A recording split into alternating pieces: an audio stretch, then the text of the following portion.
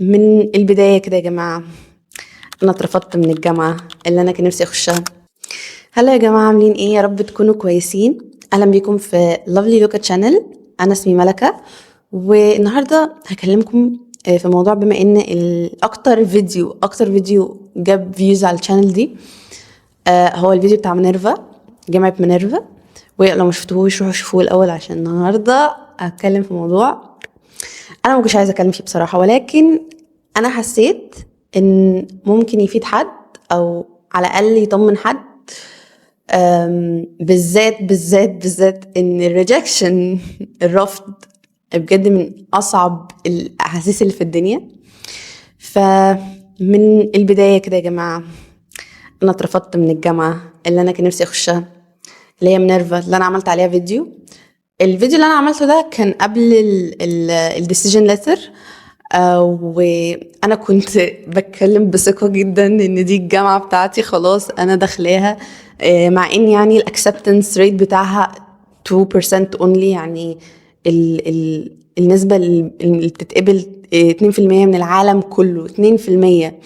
بس انا كنت بتكلم بثقه جدا جدا دي الجامعه بتاعتي، وان انا ان شاء الله بتكلم على اساس ان انا خلاص جاي الاكسبتنس ليتر. ولكن الحقيقة اللي مش حلوة ان انا ما اتقبلتش، ودي كانتش حاجة لطيفة خالص، وكنتش متوقعاها خالص، مش عارفة ليه بصراحة. يعني كان عندي غالبا غرور جدا ان انا خلاص انا داخلة. ولكن انا هكلمكم النهاردة بقى عن احساسي من الموضوع ده، واتعلمت ايه و... وعملت ايه بعد كده يعني في الموضوع ده، وقراراتي بعد في خلال الجاب هير وكده. فأول حاجة حابة أتكلم عليها بصراحة، إن أنا أول مرة أحس إن حاجة فارقة معايا قوي كده يجيلي الريجكشن بتاعها وأنا مش متوقعاه تماما، وأحس إن إيه ده، أنا كنت بنيت توقعات وخلاص برتب نفسي أنا بحضر شنطة السفر. ولكن الحقيقة مش دايما بتبقى كده، والدنيا مش دايما بتبقى كده. ولكن احنا لازم نتقبل ده. يعني انا بصراحة ما تقبلتوش على طول طبعا، يعني قعدت اعيط وصحت وكل الحاجات دي، بالذات ان انا كلمت ناس كتير قوي في حياتي على الموضوع ده، وكنت بتعامل بجد على اساس ان انا ايه هتقبل. وكان كذا حد عمل لي كومنت في الفيديو بتاع مينيرفا ده اللي ما اتكلمت عليه، ان يعني اعرفكم الابلكيشن بروسيس والتفاصيل يعني بتاعت الجامعه وكده. وطبعا ما عنديش مشكله اعمل ده، يعني ما عنديش مشكله ان انا اقول لكم ايه الابلكيشن بروسيس بتعملوا فيها ايه وكل ده. بس انا حسيت ان انا هعمل ده احسن لو انا اتقبلت فيها، عشان هبقى يعني هبقى بتكلم بثقه اكتر، هبقى فاهمين بقول لكم تيبس اند تريكس والحاجات دي. بس تمام. بصوا يا جماعة، أنا فعلا بالنسبة لي الجامعة دي أنا حباها، وفي ميجر فيها بالذات اللي هو cognitive science أنا فعلا حباه، وحابة إن أنا أدخله كده. فالريجكشن بتاعت الريجكشن السنة دي هو المفروض إن انتوا بتقدموا مرة واحدة في السايكل، يعني في السنة الواحدة بتقدموا مرة واحدة، ويا اتقبلتوا يا ما اتقبلتوش. لو ما اتقبلتوش ممكن تقدموا السنة الجاية عادي جدا. فأنا بالنسبة لي أنا هخش الجامعة السنة الجاية طبعا، ولكن انا هقدم تاني لان طالما انا حاجه حباها وعندي اوبشن ان انا اقدم فيها تاني، ليه ما اعملش كده؟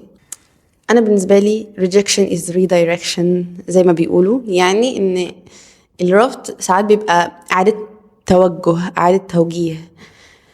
ان يبقى ممكن تكون الجامعه دي مش ليا، وممكن ان ده ما يكونش الوقت بتاعها، او ان انا مش المفروض ان انا اخش دلوقتي، او المفروض ان انا اعمل حاجه تانية دلوقتي هتحسني اكتر لما اجي ادخل، او لو ما دخلتش يبقى ده الافضل ليا.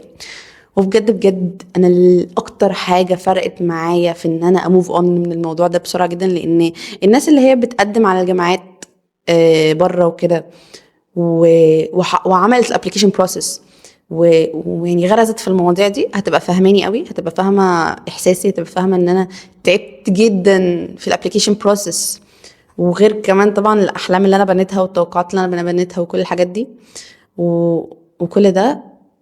فهتبقى فاهمه قوي احساس ان هو ان ده مش سهل، حاجه مش سهله، الريجكشن. ولكن اللي فعلا ساعدني اموف اون ان انا متاكده ان ربنا شايل لي الخير، وان ربنا مش هيعمل لي حاجه وحشه ابدا ابدا ابدا. وان انا لما خدت الجاب هير وانا مش عارفه بصراحه انا هعمل فيها ايه بالظبط، ولا الجاب هير دي هتمشي ازاي، لان مفيش حاجه يعني انا عارفه كنت عارفه ان انا هسعى فيها، ولكن انا كنتش عارفه بالظبط ايه اللي هيحصل. وربنا كرمني فيها جدا، و I worked as a teacher which is حاجة أنا متوقعتهاش أبدا أن أعملها في حياتي، يعني مستحيل. و actually I loved it from my heart بجد. يعني بالنسبة لي كانت حاجة يعني غيرت في شخصيتي، علمتني كتير، فرقت معايا ولسه مكملة يعني. بس قصدي يعني ان بحس تدابير ربنا احسن بكتير، وبتبقى واقعية اكتر من اللي في دماغنا. ساعات الحاجات في دماغنا مش بتبقى واقعية، وبنبقى واخدين يعني هناخدها فيزز كده في حياتنا مرتبينها جوه دماغنا كده، وبعدين مش بتبقى واقعية، مش بتبقى الاحسن لينا كمان.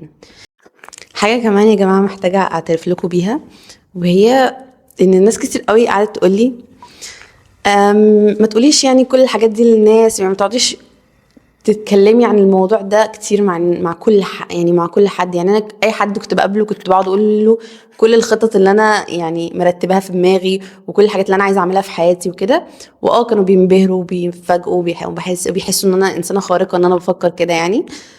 بس الناس القريبه مني يعني الاغلب كانوا بيقولوا لي ما تقعديش تعملي كده، يعني ما تقعديش تقولي الخطط بتاعتك المستقبليه لحد، وتقعديش يعني اي حد تقابليه تقول له كل اللي انت عايزه تعمليه في حياتك، ان ده مش صح. كنت بحس ان هما انتوا مكبرين الموضوع ليه، انتوا بجد ليه مكبرين الموضوع عادي يعني.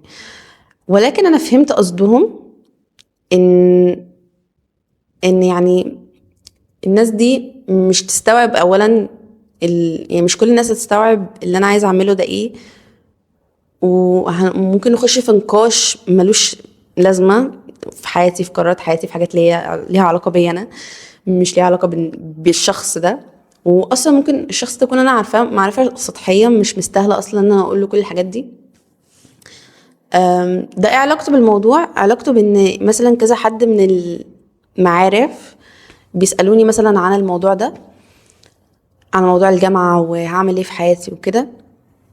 بحس بتقل بصراحه ان انا كل حد هقابله واقول ان انا اترفضت، وان انا بفكر بقى هعمل كذا وهعمل كذا وهعمل كذا. وحسيت ان الموضوع كبر مني جدا، فحسيت ان انا ايا كان الخطوات الجايه اللي انا اعملها بعد كده مش مضطره ان انا اقولها لكل الناس، مش مضطره ان انا ابررها كمان. بالذات ان الناس لما انا يعني هم حطوني في حته هنا، وبعدين كده هرجع اعمل حاجه عاديه مش حاجه اللي هي هنا، فاهمني؟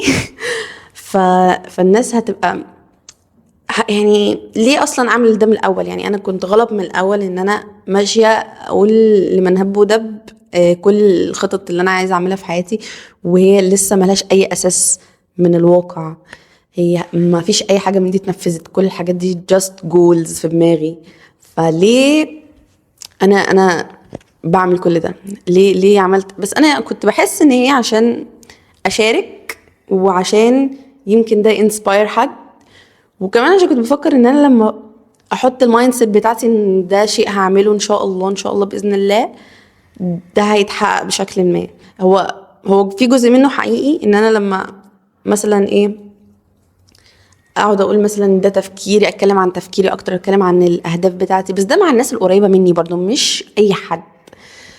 فدي برضو حاجه انا اتعلمتها من الموضوع، ومحتاجه ان انا ابدا ان انا اخلي بالي من كلامي شويه، لان انا سوشيال باترفلاي وبحب اتكلم جدا.